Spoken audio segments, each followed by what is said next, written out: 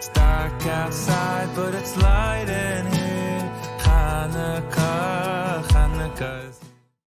Chanuka Sameach, everybody! Tonight is the first night of Chanuka, a time of simcha, a time of hallel and hodah, of thanks and praise, a time of joy. And today was also a sad day for the Jewish people. It was a difficult day for Am Yisrael because there was sad news in a place called Australia where there was an attack on nice Jewish people. So how do we celebrate on Chanuka when things are also happening at the same time that are a little bit sad? I think that's something that a lot of people are thinking about today. But we just sang Ma'oz Tzur after we lit the Chanuka candles, and in the part about the actual Chanuka story, the section, the stanza that begins with Yevanim nikbetzu alai, that the Greeks, the Yevanim, ganged up against me. At the end, it ends with Nasa Nes, a miracle happened to La Shoshanim. To, what does a Shoshana mean? I don't know. To a flower, to a rose. It's a reference to the Jewish people, but it calls us Shoshanim.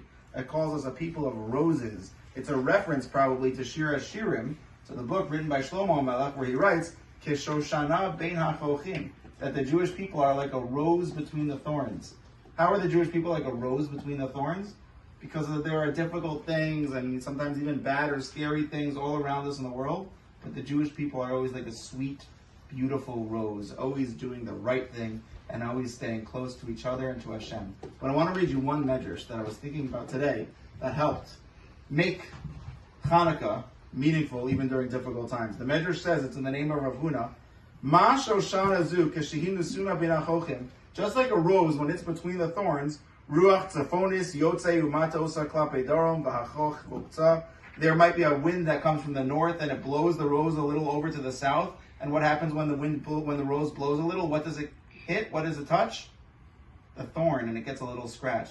And then a wind might come from the south and it might blow the rose the other way. And what happens when the rose leans a little towards the north?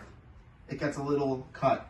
Sometimes when the world is windy, the rose blows one way or the other and it gets hurt or it gets cut, it gets a little gash.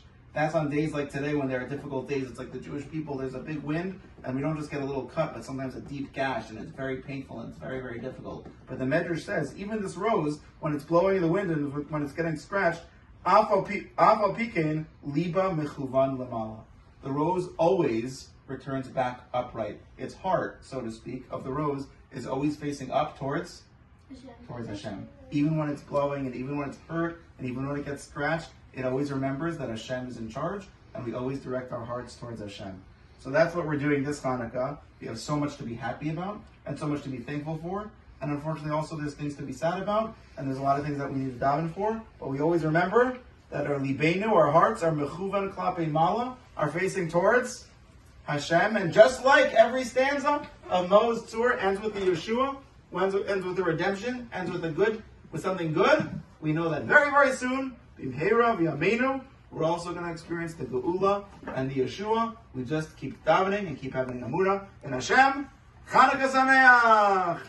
Freilich and Chanuka, everybody! Happy Chanuka!